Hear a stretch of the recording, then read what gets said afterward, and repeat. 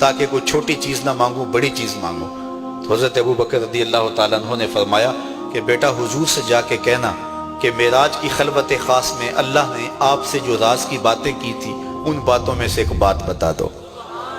مانگا بھی تو علم مانگا، اور عائشہ میرے سے وعدہ کرو جو حضور بتائیں مجھے بھی آ کے بتانا ہے۔ ام المومنین حاضر خدمت ہو گئیں۔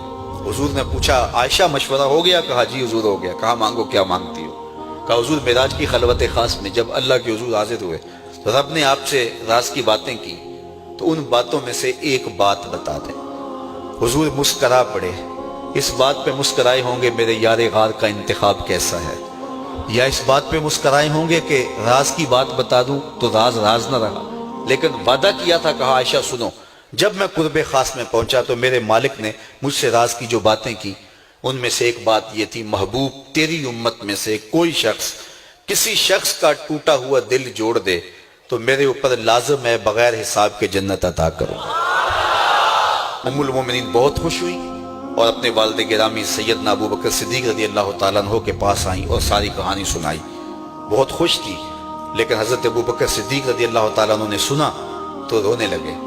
تو ام المومنین سیدہ عائشہ رضی اللہ تعالیٰ عنہ نے عرض کیا میرے والد گرامی یہ بات رونے والی تو نہیں ہے، ہم بسا اوقات کسی دکھی کے کام آ جاتے ہیں، کسی کا دکھڑا بیٹھ کے سن لیتے ہیں، کسی کی ڈھارس بنا دیتے ہیں، کسی کے کام آ جاتے ہیں، یہ تو بخشش کا بہانہ ہاتھ آ گیا اور آپ اس پہ رو رہے ہیں۔ تو فرمانے لگے عائشہ اس کو معکوس بھی پڑھو، تصویر کا دوسرا رخ بھی دیکھو۔ اگر کوئی شخص کسی کا ٹوٹا ہوا دل جوڑ دے تو بغیر حساب کے جنت میں جائے گا۔ اس کا دوسرا رخ یہ ہے اگر کوئی کسی کا دل توڑ بیٹھے تو سیدھا جہنم میں جائے گا۔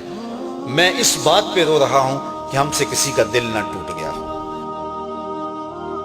حضور نے فرمایا اللہ اس شخص کے چہرے کو تر و تازہ رکھے جس نے میرے سے کوئی حدیث سنی، پھر جیسے سنی اس کو ویسے آگے پہنچا دیا۔